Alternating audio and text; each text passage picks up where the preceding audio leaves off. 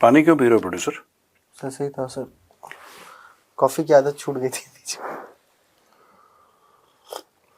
मैं तो था पानी पी। बताओ प्रोड्यूसर, क्या गप है आज की? पाकिस्तान चलेंगे सर। पाकिस्तान के नहीं चलेंगे, बिल्कुल नहीं चलेंगे। पाकिस्तान तो बिल्कुल भी नहीं चलेंगे। हाँ बताओ। पाकिस्तान की बात करेंगे आप? बात करेंगे, बिल्कुल करो बात। पाकिस्तान की नेशनल असेंबली के एक पैनल को बताया गया सर कि वहां पे 22,000 ऐसे ब्यूरोक्रेट्स हैं जिनके पास डुअल नेशनैलिटी है। मैंने पढ़ा ये और मुझे बड़ा शौक लगा। 22,000 ऐसे ब्यूरोक्रेट्स हैं पाकिस्तान में जिनकी डुअल नेशनैलिटी है। अब मैं 2-3 बातें इसमें करूंगा बड़ी इंटरेस्टिंग, और मैं चाहता हूं कि जो हमारे व्यूअर्स हैं वो ध्यान से सुने। 22,000 इनके ऐसे ब्यूरोक्रेट हैं जिनकी डुअल नेशनैलिटी, यानी कि वो सिर्फ पाकिस्तान के अलावा किसी और देश के भी नागरिक हैं। पाकिस्तानी लॉ अलाउ करता है और कई ऐसे देश हैं जो अलाउ करते हैं, भारत अलाउ नहीं करता है। अब दोस्तों सोचने वाली बात है, प्रोड्यूसर आप भी सोचो जरा इस मामले में, गहन सोच होनी चाहिए इसके ऊपर, खतरनाक वाली। ये जो 22,000 हैं, इसमें से जो टॉप ब्यूरोक्रेट्स हैं जी, वो 100 होंगे, 200 होंगे, वो 300 होंगे। चलिए 500 मोटा मोटी इधर 500 ठीक है। जो इनका 21-22 ग्रेड जो होता है इनके सीनियर, वो तो बहुत कम होंगे। लेकिन 22,000 ब्यूरोक्रेट्स, इसका यह मतलब है कि जो जूनियर मोस्ट बंदा है उसकी भी जो हिज नेशनैलिटी इज डुअल। ये तो पहली बात सर। सॉरी मैं आपको इंटरप्ट कर रहा हूं, बट आप जब कह रहे हैं सोचो, तो मैं सोच ही लिया सर। अगर हम इंडिया की बात करें, इंडिया के हिसाब से देखें, मे भी इंडिया से हट के बना है सर, पैदा हुआ, तो इसी हिसाब की उनकी ब्यूरोक्रेसी चलती होगी। मतलब एक जो डीएम होगा वो भी पॉसिबल है कि उसके पास डुअल नेशनैलिटी होगी। डीएम के नीचे वाला एसडीएम तक जा रहा है सर। पाकिस्तान में कितने डीएम होंगे यार? पाकिस्तान में जिले कितने हैं टोटल? जो डिस्ट्रिक्ट मैजिस्ट्रेट होगा, बिलांद भर का पाकिस्तान है, इतना छोटा सा तो है। ओ भाई कितने हैं, कितने? मैं ये कह रहा हूं एसडीएम सर उनसे नीचे भी चले जाइए। मैं बता रहा हूं कि even if you go to block level का जो अफसर है यहां पे पाकिस्तान में, क्योंकि 22,000 22,000 ब्यूरोक्रेट्स हैं, इसमें सेंटर लेवल के भी हैं, इसमें स्टेट लेवल के भी हैं, इनकी डुअल नेशनैलिटी है। इससे सबसे बड़ी चीज, ये पहला पॉइंट मैंने वो बता दिया। दूसरा पॉइंट मैंने ये बताया कि पहला पॉइंट क्या था हमारा? पहला पॉइंट ये था कि ऊपर से नीचे तक ये है, सिर्फ ऊपर वो 22,000 इज अ बिग नंबर, बहुत बड़ा number for a state like Pakistan. Even for India it's a big number यार। तो पाकिस्तान के लिए तो बहुत बड़ी चीज है, क्यों? पाकिस्तान जैसा मैंने बताया बिलांद भर का। अब सेकेंड पॉइंट में यह बोलना चाहता हूं प्रोड्यूसर कि यार इसका मतलब इन लोगों को पाकिस्तान पर भरोसा नहीं है। हाँ, क्योंकि आपको, मैं ये बात जानना चाहता हूं कि आपको क्यों चाहिए यूके की, आपको क्यों चाहिए ऑस्ट्रेलिया या यूएस या न्यूजीलैंड या फ्रांस या इटली या कोई भी गोरा ऐसा देश है, आपको वहां की नागरिकता डुअल सिटीजनशिप पाकिस्तान के अलावा क्यों चाहिए, यह मैं जानना चाह रहा हूं। तो इसका सवाल देखिए, जब आपको डर लगता है जी, जब आपको फेथ नहीं होता, इन्वेस्ट तो आप वैसे भी कर सकते हैं, ठीक है, इंडियंस भी तो बाहर जाते हैं, लेकिन हमारे यहां डुअल नेशनैलिटी, ब्यूरोक्रेट छोड़ दीजिए, जो हमारे यहां, जो हमारा भाई है, गरीब से गरीब भाई है, जो रेडी चला रहा है, जो रिक्शा चला रहा है, जो डेली वेज का लेबरर है, even he is not allowed. Forget about bureaucrats, you are simply not allowed. ये दिखाता है कि 22,000 पाकिस्तानी ब्यूरोक्रेट्स टोटली कॉम्प्रोमाइज्ड है। ये टोटली कॉम्प्रोमाइज। फिर ये पाकिस्तानी कहते हैं कि भाईजान एक बार, ये इंडिया में तो ऐसा होता है, हमारे यहां इतना बुरे हाल, इसलिए पहले आपकी वफादारी बटी हुई है। इट मींस की सॉवरेंटी भी इनकी सर वो नहीं है, इनका कुछ नहीं है। सॉवरेनिटी छोड़ दो, बहुत बड़ा शब्द है sovereignty. 99% Pakistani will not know to sort of spell sovereignty, forget about that. मेरा कहने का मतलब है कि 22,000 Pakistani bureaucrats across their four states, across the centre, do not believe that their future is in Pakistan. They have taken dual citizenship. क्यों? चोरी करो दबा के, हचक के दबा के चोरी करो, और चोरी करते रहो, करोड़ों अरबों की दौलत, ठीक है, आप अपने पास रखो, और जिस दिन आप रिटायर हो गए, बाकी सारा का पैसा लेके बाहर। आप बाहर की सिटीजनशिप, क्या बोल दिया मैंने? सिटीजनशिप। आप बाहर की सिटीजनशिप आप कब लेते हैं? जब आपको लगता है कि आपका फ्यूचर आपके देश नहीं, आप अगर सेटल होने का इरादा है ना आपका, हाँ, तभी तो आप लीजिएगा बाहर की सिटीजनशिप। आपका सेटल होने का इरादा है। हाँ, कोई भी इंसान कहीं की नागरिकता क्यों लेता है, कहीं की शरीयत क्यों लेता है? वो चाहता है वहां पे रहना, इसलिए लेता है। इंडियंस जाते हैं यूएस, क्यों लेते हैं? ऐसा तो नहीं कि आप यूएस की सिटीजनशिप लेके आप इंडिया में बैठ के रहोगे, तो आप तो रहोगे तो वहीं पे। तो यहां पे ये कहने की बात यह प्रोड्यूसर कि ये दो नाव में पैर क्यों है। पाकिस्तान से कमाएंगे और एक बार रिटायर हो गए 60 साल की उम्र में, अपने बच्चों को पहले से सेटल कर दिया वहां पे। इनकी नागरिकता, इनका मतलब इनके बच्चों की भी है। पाकिस्तान से खूब कमाया पैसा जी। अभी जैसे वर्ल्ड बैंक इनको 40 अरब दिलवा रहा है। हाँ, 20 अरब दे रहा है, 20 अरब दे रहा है और 20 अरब और कहीं से है। अरेंज करवा रहा है लोन वोन ना प्राइवेट पार्टीज से। तो बॉस इसका क्या मतलब है? इसका ये मतलब है कि जाएगा तो ब्यूरोक्रेसी के थ्रू, फाइल तो वैसे ही मूव होंगी, somebody has to be paid out of that and somebody has to receive the payment and both these parties have to go through the bureaucracy. That is the nature and the intent of the bureaucracy. जी।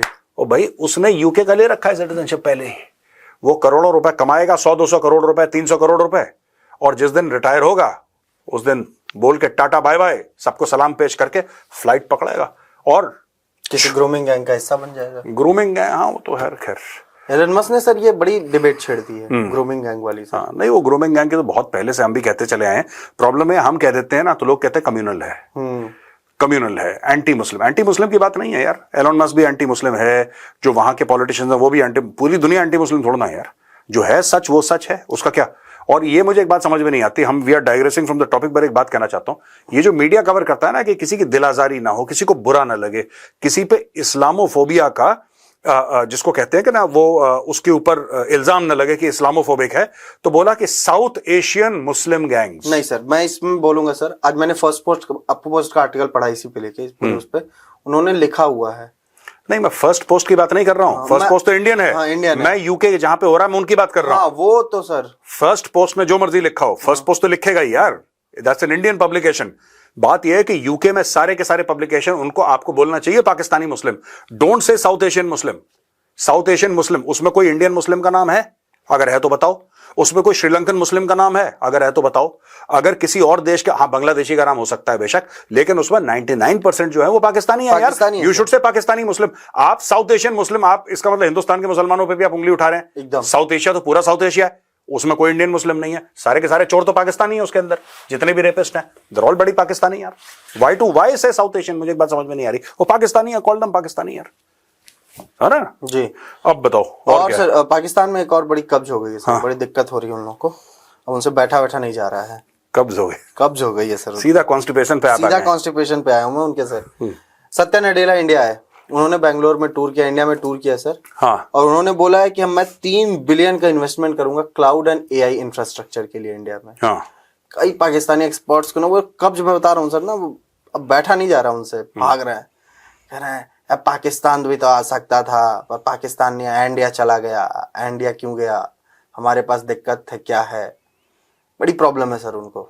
नहीं वो अपनी दिक्कत क्या बता रहे हैं? वो कह रहे हैं कि हमारे यहाँ इंटरनेट बंद कर दिया जा रहा है, इस चक्कर में नहीं आ रहे हैं। देखो हमारे यहाँ सरकार की कमी के कारण नहीं आ रहा, असल मुद्दा ये नहीं, ये जो पाकिस्तानी सोच रहे हैं कि सत्या नडेला इंडिया आया है $3 अरब का क्लाउड और एआई का इन्वेस्टमेंट लेने की, $3 अरब का करूंगा। देखिए बात यह है, इंसान पैसे वहां ले जाता है जहां पे टैलेंट हो जी। जब ये लोग आए थे इनिशियली इंडिया में जी, इंडिया में भी बहुत दिक्कत थी। जब ये लोग इनिशियली आए थे इंडिया में, पूरी आईटी सॉफ्टवेयर कंपनीज या बीपीओज आए थे इंडिया में, वहां पे टेलीफोन के थ्रू इंटरनेट कनेक्ट होता था जी। इनको भी बहुत प्रॉब्लम फेस करनी पड़ी भारत, लेकिन वो भारत आए इन स्पाइट ऑफ। ये तो आज की तारीख में कि आपने गूगल पे भी गलती से मोबाइल फोन कनेक्शन सर्च कर लिया तो पता लगा कि आपको 10 जगह से कॉल आ गया कि भाई साहब क्या सिम कार्ड चाहिए आपको घर पे, यू अंडरस्टैंड। पर ऐसा नहीं था जब ये लोग अर्ली 90s में आए थे ना, जब भारत की 91 में इकोनॉमी लिबरलाइज हुई थी, उस समय आई थिंक जब लिबरलाइज हुई थी उस समय इतना ज्यादा प्रॉब्लम थी, एक टेलीफोन का, लैंडलाइन का, मोबाइल फोन तो होते नहीं थे, लैंडलाइन फोन का कनेक्शन नहीं मिलता था यार। आप गाड़ी नहीं खरीद सकते थे, आप सेठ हैं, पैसा है, गाड़ी खरीद लो, जाओ go and buy a car. आज की तारीख में आप होंडा मारुति डालोगे 10 बार कॉल आ जाएगा शोरूम से कि भाई साहब हम बताओ अच्छे रेट पे दे रहे हैं, हम घर पे आ रहे हैं बताने, घर पे आप बताओ। लेकिन उस जमाने में आपको गैस सिलेंडर के लिए प्रॉब्लम होती थी, ठीक है, लोग गैस सिलेंडर लेने के लिए मेंबर ऑफ पार्लियामेंट से चिट्ठी लिखवाते थे, टेलीफोन कनेक्शन के लिए घर पे मेंबर ऑफ पार्लियामेंट, एक आप कॉल बुक करते थे और कॉल बुक करके पूरा परिवार फोन के पास बैठा रहता था जी। अच्छा, फोन के पास पूरा परिवार बैठा है कि कब घंटी उठे। फिर एक लाइटनिंग कॉल होता था, that was I think twice और थ्राइस मोर एक्सपेंसिव। फिर आप लाइटनिंग कॉल बुक करिए, वो जल्दी हो जाता था। आज की तारीख में थोड़ा ना फोन उठाया टक से, हाँ हेलो यूएस बात करनी है, आपने व्हाट्सएप कॉल कर दिया, नहीं भाई। तो उन दिनों में भी बाहर के लोगों ने आके भारत में इन्वेस्ट करा। मैं बताता हूं क्यों। ये तो कह रहे हैं ना इंटरनेट बंद हो जाता है, लोगों ने तब भारत में इन्वेस्ट करा जब इंटरनेट था नहीं। इंटरनेट का आपने 91 92 में सुना? मैं पैदा ही नहीं हुआ था sir. I am sorry producer, I offer my apologies, but मैं आपको एक बात बताता हूँ कि नहीं था तब इंटरनेट। जी। लैंडलाइन हुआ करती थी, मोबाइल फोन नहीं थे। तो ये पाकिस्तान का ये कहना है कि साहब हमारे यहां बंद होता है, कौन आएगा? मैं आपको बताता हूं, इनके पास टैलेंट नहीं है और ये बात पाकिस्तानियों को चुभेगी। There is lack of engineering talent in Pakistan. हर पाकिस्तानी झूठ बोलता है यूट्यूब चैनल के सामने, टीवी पे जाके, कि हमारे पास टैलेंट तो बहुत है, लेकिन पता नहीं क्यों सरकार, ये हर समय कॉन्स्पिरेसी, किसी और की गलती है, इनकी गलती नहीं है। ये अनपढ़ लोग हैं, मदरसा छाप हैं। कौन पागल का बच्चा आएगा पाकिस्तान यार अपना पैसा बर्बाद करने के लिए? कौन आएगा? They don't have any talent. Pakistani generally कुछ कुछ होंगे जो क्वालिफाइड होंगे, मैं मना नहीं कर रहा। You cannot brush or paint the entire community with one brush, that I agree. लेकिन in case of Pakistan also they do not have the engineering talent that Google wants or Microsoft wants. हाँ, freelancing कर ली, कहीं से इतने पैसे, कहीं से ये पकड़ लिया, वो पकड़ लिया, वो पाकिस्तानी कर सकते हैं। क्या पाकिस्तान में अच्छे इंजीनियर्स हैं? मैं मना नहीं कर रहा, होंगे, अच्छे इंजीनियर्स भी होंगे, लेकिन क्या पाकिस्तान में उस स्केल पे अच्छे इंजीनियर्स हैं? आप पाकिस्तान का टॉप 100 या टॉप 500 में एक यूनिवर्सिटी का नाम बताओ इंजीनियरिंग का। Does Pakistan have anything even 25% of IIT? They don't have. ये सब झूठ बोलते हैं, हम में टैलेंट बहुत है, हम में टैलेंट बहुत है, लेकिन दुनिया की कुछ साजिश है जो लोग नहीं आ रहे। और कुछ तो ये भी कह रहे हैं कि वो सत्या नडेला हिंदू था इसलिए चला गया। देखो, छोटे दिमाग के लोग हैं, they are not fit for 21st century. ये 400-500 साल पहले चल रही है कौम पाकिस्तानी, इनके कुछ बस का नहीं है यार। ये इनको मानना पड़ेगा producer, they do not have talent. सब नहीं है उनमें टैलेंट, मान लो और आज से मेहनत करना शुरू कर दो। वो कहाँ होती है सर? वो 40 बिलियन मिल जाएगा, कुछ दिन और चल जाएगा पेट, फिर उसके बाद फिर IMF के पास चले जाएंगे, फिर कह देंगे। देखो, इसका कोर ये है ना कि क्यों नहीं आती इन्वेस्टमेंट पाकिस्तान पे। हर एक पाकिस्तानी क्या बोलता है? यहां पे वायलेंस बहुत है, यहां पे टेररिज्म है, यहां पे सरकारें आती हैं जाती हैं। 90s में भारत में हर 6 महीने में प्राइम मिनिस्टर बदल रहा था। हाँ, ये मैंने पढ़ा है सर, हमने देखा है। हाँ, मतलब ऑब्वियसली, हाँ, प्राइम मिनिस्टर बदल, तब लोग आ रहे थे। मैं मानता हूं कि political stability is a requirement जी, but it is not the only thing. जैसे पाकिस्तानियों ने बता दिया ना कि अगर पॉलिटिकल स्टेबिलिटी हो जाए तो फिर पाकिस्तान में दूध और शहद की, ऐसा नहीं है। देखो, मुशर्रफ के टाइम तो पॉलिटिकल स्टेबिलिटी यही मैं कई बार बोल चुका हूं। जिया के टाइम पे नहीं थी पॉलिटिकल स्टेबिलिटी? थी। मुशर्रफ 10 साल राज करा, क्या पॉलिटिकल स्टेबिलिटी नहीं थी? बिल्कुल थी। कोई आया पाकिस्तान? कौन पागल का बच्चा आएगा यार पाकिस्तान वो आता है जिसको खतरों के खिलाड़ी खेलना है। जो एडवांस स्टेज का खतरों का खिलाड़ी खेलता है वो पाकिस्तान आएगा। नहीं, जो जमीन खरीदना चाहता है सर। हाँ। जैसे चाइना, जैसे चाइना नहीं, अरब शेख भी आए अभी, वो नहीं आया, वो कहां का, UAE का जो शेख आया है। इनका क्या चक्कर है पता है? ओहो हो, ये तो अलग गेम खेलता है पाकिस्तान। मैंने तो सोचा नहीं था ऐसे। इन्होंने कई 100 एकड़ जमीन पाकिस्तान में ले रखी है अरब शेखों ने, और वहां पे इनकी सिक्योरिटी की टीम बैठी रहती है 12 months इन अ ईयर। अच्छा। हाँ, जैसे अरब शेख है, उसकी 50-100 की टीम वहां पे है, वहां पे उसकी सिक्योरिटी टीम है, वहां पे उनको तनख्वाहें मिल रही हैं, वो पाकिस्तान का इलाका घेर के बैठे हुए हैं भैया। वहां पे पाकिस्तान का जो थानेदार है या DC है, डिस्ट्रिक्ट कलेक्टर, वो अंदर नहीं घुस सकता। वो शेख की जमीन है। शेख वहां पे आके रहेगा, अपने टेंट लगाएगा, अपना महल बनाएगा, वहां पे शिकार करेगा, 8-10 दिन के लिए आएगा, शेख चला जाएगा। ये शिकार करने के लिए पाकिस्तान आते हैं। फिर इनका प्रधानमंत्री झूठ बोलता है कि इतनी इन्वेस्टमेंट। अरे पाकिस्तानियों, तुम अपने प्रधानमंत्री से पूछो कि किस चीज में इन्वेस्टमेंट करना है क्या तुम्हारे पास जिसमें, अरे मैं पैसा लगा रहा हूं, आप कहोगे सर मेरे पास ये चीज है, ये चीज है, मैंने कंप्यूटर बनाया है, ठीक है, मैंने कंप्यूटर बनाया है जो इतना इतना कैलकुलेट कर लेता है 1 मिनट में, आप इसमें पैसे लगाओ, मैं प्रोडक्ट चेक करूंगा, मैं उस प्रोडक्ट पे पैसे लगाऊंगा या उस आइडिया में पैसे लगाऊंगा। इनके पास ना प्रोडक्ट है ना आइडिया है। ये किस चीज में ये इन्वेस्टमेंट कर देंगे? ऐसी फालतू में हवा में चीजें फेंक देता है इनका प्रधानमंत्री। और कौम वैसी बेचारी आधी पागल है और आधी वो है, क्या नाम कहते हैं, मासूम है। मासूम कोई नहीं है सर, बच्चे जो हैं यार उनकी बात कर रहा हूं। जो बच्चे तो हर जगह मासूम होते हैं, छुटकन उटकन टाइप के जो हैं, बिल्कुल नहीं, ये एक तो चीज है सर। इनका एक मंत्री है, मुझे अभी नाम याद नहीं आ रहा है, कोई सीनियर मंत्री है सर, आपको याद होगा। याद भी नहीं, लायक नहीं होगा नाम उसका। उसने बोला है कि वहां पे इंटरनेट की स्पीड 8 MBPS है। हाँ। और वो कह रहा बहुत सस्ता और बहुत तेज हमारे यहाँ इंटरनेट चल रहा है। सब सस्ता है। जब आपका इंटरनेट नहीं चलेगा तो बिल नहीं आएगा और कागजों पे इंटरनेट कनेक्शन है आपका, तो भाई पाकिस्तान सस्ता इंटरनेट है ही नहीं, बिल आता ही नहीं, चलता ही नहीं, कनेक्शन पूरा है। वही चीज है ना कि मेरी दौड़ भाग में कोई कमी हो तो बताओ। तो कह रहा मेरी दौड़ भाग में कमी है तो बताओ। अब शेर मेमने को खा जाएगा, बात की बात है, दौड़ भाग में कमी है तो बताओ। क्या ही बोला जाए सर। जैक सुलिवन इंडिया आया था सर, हाँ उसने सोनो बॉयज के लिए वो किया है सर, इंडिया को, इंडियन नेवी को मिलेंगे सर को मैन्युफैक्चरिंग। हाँ एक साथ मिलके यहाँ पे वो होगा सर, हाँ बनाएंगे, भारत में ही बनेगा सर। इससे ही पाकिस्तान को अब सर दर्द शुरू होगा। पाकिस्तान को हर चीज से सरदर्द है। भारत की टूरिज्म ले लीजिए, वो देखिए नहीं उनका सर, सर दर्द नहीं है सर, मैं पहले क्लियर करूं, सर उसके दर्द होता है जिसके पास सर होता है। हाँ कब्ज है। कब्ज है। देखो प्रोड्यूसर, पता है क्या है ये जो प्रॉब्लम पाकिस्तान की है, this constant desire to compare with India. ये पाकिस्तान का ये प्रॉब्लम नहीं है कि सत्य नडेला आ गया जी, या यूएस का एनएसए आ गया। जी। That is not the problem with Pakistanis. The problem is this desire to compare themselves with India ना, कि मतलब अब वो देखो, अगर कोई श्रीलंका आता है तो क्या पाकिस्तान में बहस होती है कि वो श्रीलंका गया हमारे पास नहीं आया?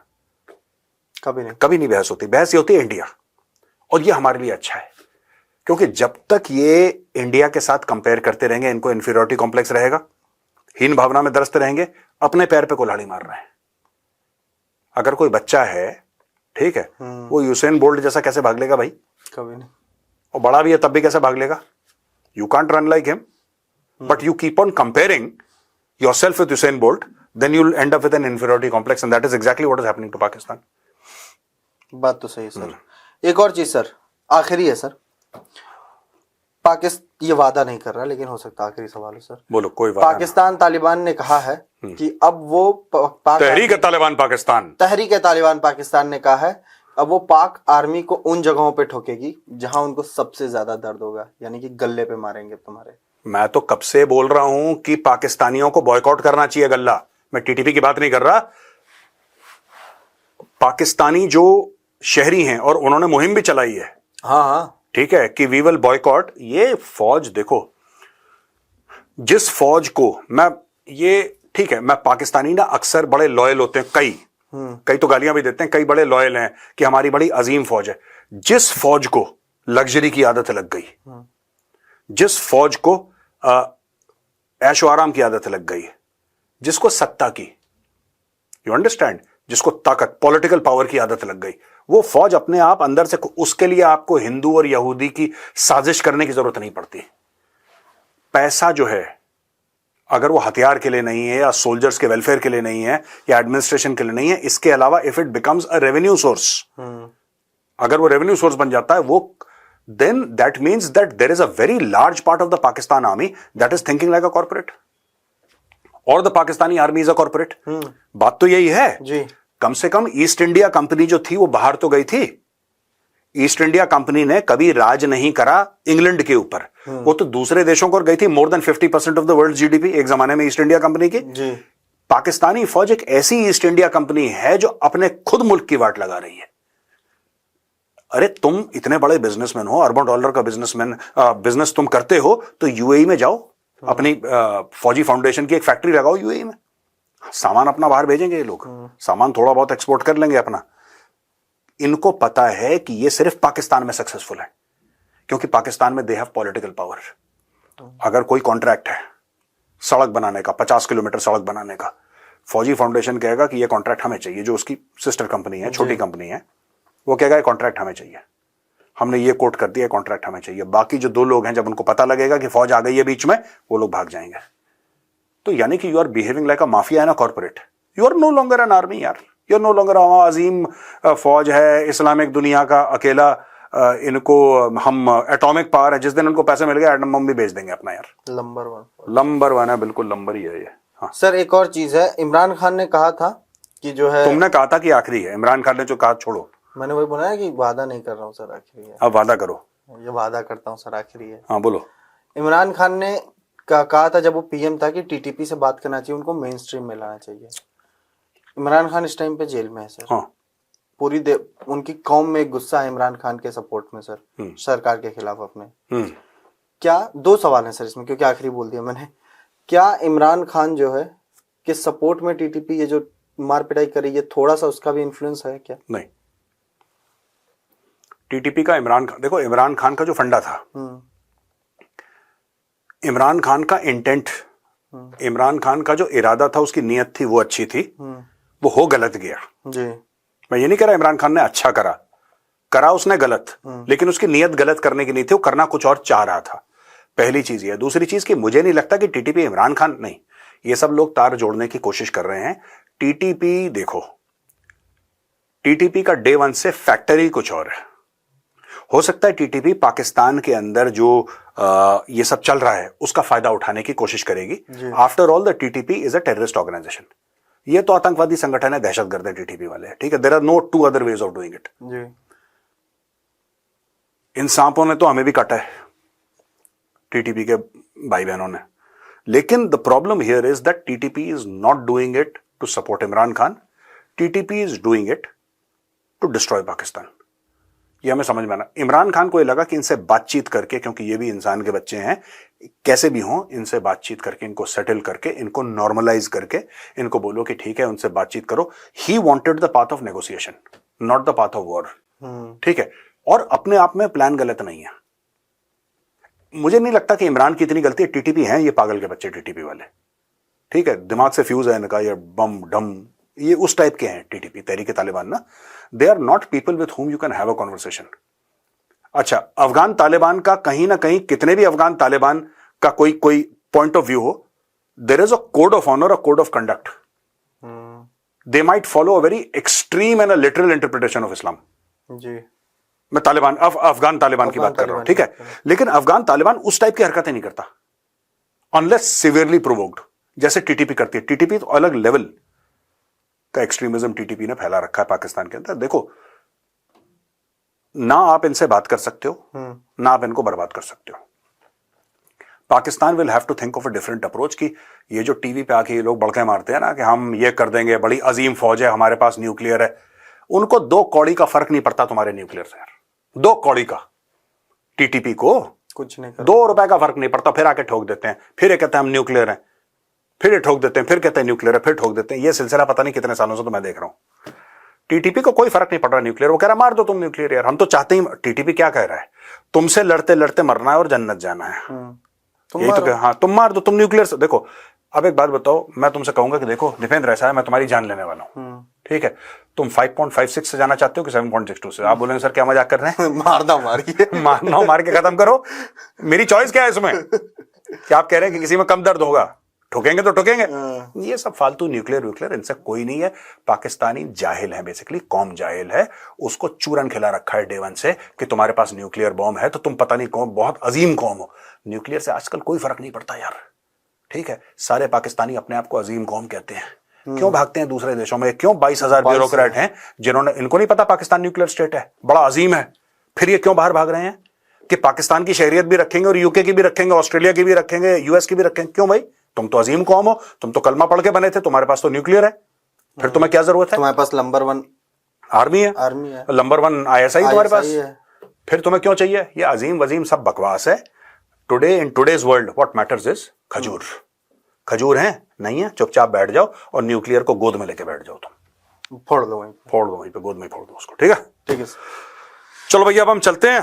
और बहुत लंबा चौड़ा डिस्कशन हो गया, आज थोड़ा डिले भी हो गए, ऑफिस में कुछ गेस्ट आ रखे थे हमारे, और कल ही हम लौटे हैं भाई कश्मीर से। हम शूट करने गए थे वहां पे, और कुछ समय बाद आप देखेंगे। अच्छा, मैं एक और बात बता दूं, एक हमारा 11 जनवरी को ना दोस्तों, 11 जनवरी को हमारा एक नया सीरीज आप कह लीजिए वो शुरू हो रही है। उस सीरीज में हमारी टीम और मैं, हम लोग जाते हैं अलग अलग फौजी रेजिमेंट्स में, रेजिमेंटल सेंटर्स में, और उनके साथ शूट करते हैं और वो कहानियां आप तक लेकर आते हैं। सीरीज का नाम है स्टील फिस्ट, और स्टील फिस्ट का पहला एपिसोड आप देखेंगे 11 जनवरी को शाम को 5 बजे, जब अपना चाणक्य डायलॉग्स रिलीज होता है 5 बजे, शाम को 5 बजे 11 जनवरी आप देखेंगे। तो देखना मत भूलिएगा। राम राम, नमस्ते।